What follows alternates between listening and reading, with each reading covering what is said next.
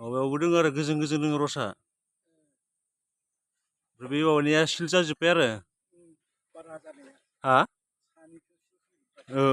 सानिखौ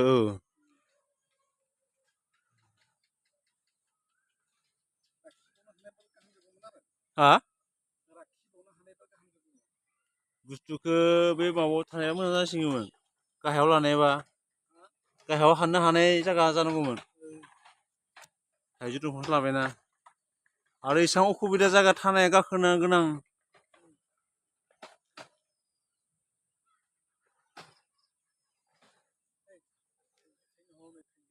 फिसा न' माहाय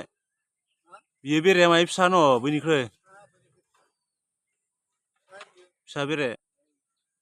माहाय गोजों गोजों नुयो आरो